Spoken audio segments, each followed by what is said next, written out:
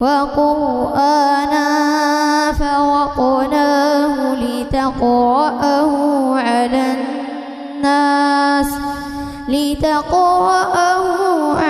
الناس على مكث ونزلناه تنزيلا.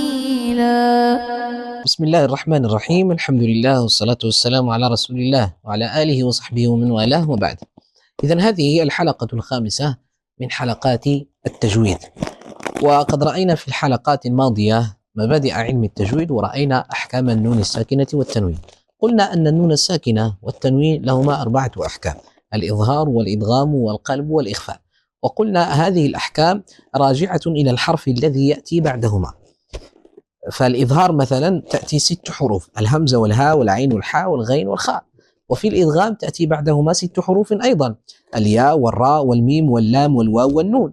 وفي القلب يأتي حرف واحد الذي هو الباء، وبقية الحروف يعني تأتي في الإخفاء من غير الألف اللينة، فإن الألف اللينة عبارة عن سكون، والنون الساكنة والتنوين حرف ساكن، فإذا التقى ساكنان دائما الذي يسبق يعني يحذف ساكنه، أو المهم يلغى، سواء يحذف أو يكسر أو يضم أو غير ذلك من الأشياء التي يعني تتجنب بها العرب التقاء الساكنين. طيب، الآن سوف نرى إن شاء الله تعالى أحكام الميم الساكنة، وكذلك هذه الميم الساكنة عندها تقريبا نفس أحكام النون الساكنة. لذلك التعاريف، تعريف الإظهار والإدغام والإخفاء، هذه المسائل يعني لن نتطرق إليها كتابة، لكن سنحاول أن نعرج عليها من حيث الشرح بإذن الله تعالى، فنبدأ على بركة الله. إذن الميم الساكنة لها 3 أحكام بالنظر إلى الحروف التي تأتي بعدها، وطبعا هي لا تحتاج إلى تعريف. بالنسبة للنون الساكنة عرفناها لأنه بينها وبين التنوين بعض الفروق نظهرها، لذلك عرفنا. أما الميم الساكنة هي ميم عليها سكون. طيب، هذه الأحكام هي الإخفاء والإدغام والإظهار. هذه 3 أحكام سوف نراها بالتفصيل. الحكم الأول الإخفاء، ويكون عندما تأتي الميم الساكنة ويأتي بعدها حرف الباء. إذن هذا الحكم له حرف واحد الذي هو الباء. نرى مثالا على ذلك. مثلا ربهم بذنبهم، ودائما هذا الإخفاء تتبعه أو تصاحبه غنة بمقدار حركتين. كذلك لكم به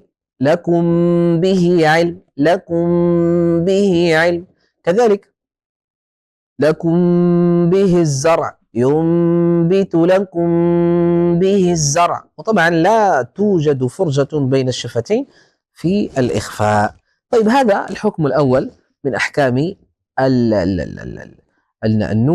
الميم الساكنة والإخفاء، يعني عرفناه في الحلقة الماضية، هو جعل الحرف بين الإظهار والإدغام مع مراعاة الغنة، يعني نفس التعريف ينطبق على إخفاء الميم الساكنة. طيب، ملاحظة: تصاحب هذا الإخفاء غنة بمقدار حركتين، وهذا ذكرناه.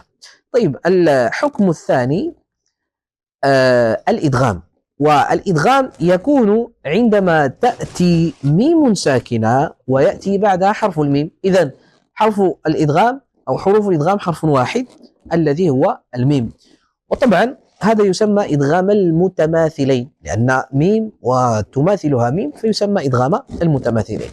وطبعا الإدغام قلنا هو أن يأتي حرف ساكن ويأتي بعده حرف متحرك، فيدغم الساكن في المتحرك فيصيران حرفا واحدا مشددا من جنس الثاني. وطبعا هنا لا نتحدث عن الجنس لأنهما متماثلين. وطبعا هذا الإدغام يسمى الإدغام الصغير، لأن الحرف الأول ساكن والثاني متحرك. وهناك نوع آخر من الإدغام وهو الإدغام الكبير، وهو حينما يكون الحرف الأول متحركا والثاني متحركا، يعني متحركين. مثلا أولئك كالأنعام، نقول أولئك كالأنعام، وطبعا هذا لمن قرأ برواية السوسي. وهناك نوع ثالث من أنواع الإدغام وهو الإدغام المطلق، وهو عكس الإدغام الصغير، بحيث يكون الحرف الأول متحركا والثاني ساكنا. وطبعا هذا لا يكون إلا من كلمة واحدة. لماذا؟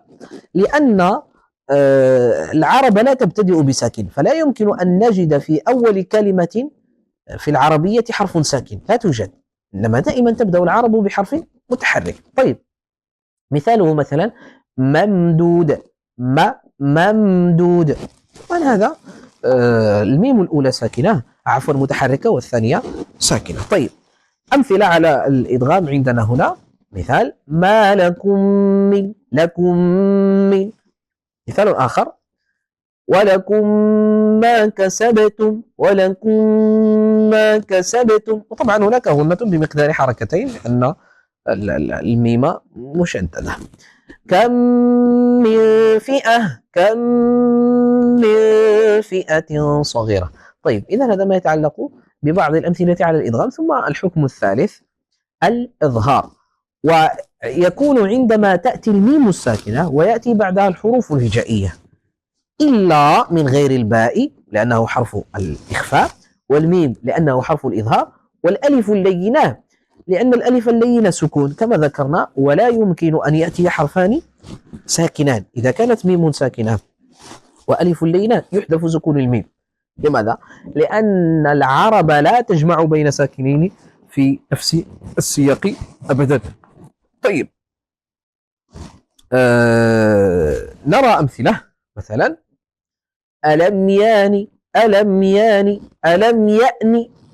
كذلك إذا قرأت بحفص أم تقولون، أم تقولون. وطبعا إذا قرأت بحفص تقرأ بالياء، أم يقولون إن إبراهيم. عفوا إذا قرأت بحفص تقرأ بالتاء، وإذا قرأت بورش تقرأ بالياء. كذلك من كلمة واحدة أمعاءهم، أمعاءهم. وطبعا الأمثلة كثيرة جدا، أتيت فقط بثلاث حروف والبقية يعني ظاهرة ولله الحمد. وطبعا هذا يسمى الإظهار الشفوي لأن الميم مخرجها الشفتين. هناك بعض المسائل لا بد من الانتباه إليها. ملاحظة: يحذر القارئ من إخفاء الميم الساكنة عند الواو لاتحاد مخرجيهما. يعني إذا جاءت ميم ساكنة وجاء بعدها حرف الواو يجب أن تحذر من الإخفاء، لا تخفي، لأن الطبيعة تميل إلى الإخفاء، لكن القاعدة هي الإظهار. هي ماذا؟ هي الإظهار. مثلا مثلا لكم دينكم ولي، دينكم طبعا الميم والواو لهما نفس المخرج، فيجب أن تحذر من الإخفاء. يجب أن تحذر من ماذا؟ من الإخفاء. دائما الحروف التي تكون متقاربة في المخرج تكون هناك قاعدة تسهل النطق بها. مثلا حينما نتكلم عن النون والتاء، النون والتاء، نون تاء، هناك تقارب في المخرج، فلذلك كان من الأجدر أن نخفي النون عند التاء لكي لا يكون هناك عسر في النطق. مثلا النون والحاء، النون والحاء يعني النون في طرف اللسان مع الحنك الأعلى، والحاء في آخر أو في وسط الحلق، فهناك تباعد في المخرج، فلا نحتاج إلى إخفاء ولا نحتاج إلى شيء لأجل تسهيل النطق، فلذلك تكون النون ظاهرة. هنا وإن كانت الميم مع الفاء مع الواو عفوا متحدتي المخرج، ومع ذلك نظهر، فلينتبه الطالب لذلك. وكذلك النون مع الفاء، النون مع الفاء يحذر الطالب كذلك من الإخفاء.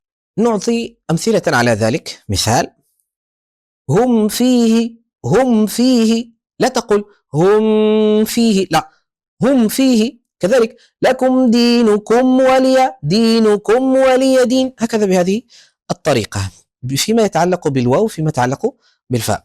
ثم لابد أن نذكر مسألة هنا قبل أن ننتهي من درسنا، وهو أن ورشا إذا كانت هناك ميم ساكنة وجاء بعدها الهمز فإن ورشا ينقل. هذا ذكرناه في النون ونذكره كذلك في الميم، إلى أن نصل إلى موضع نبسط فيه الكلام فيما يتعلق بالنقل. ثم هناك أحكام متعلقة بميم الجمع. ميم الجمع تكون ساكنة بطبيعة الحال وتأتي بعدها همزة، هناك يعني ما يسمى بضم ميم الجمع أو صلة ميم الجمع، كما هو الحال بالنسبة لصلة هاء المفرد الغائب. هذا سنذكره إن شاء الله تعالى في بابه. إلى ذلكم الحين نستودعكم الله الذي لا تضيع ودائعه، وصلى اللهم وسلم وبارك على محمد وآله.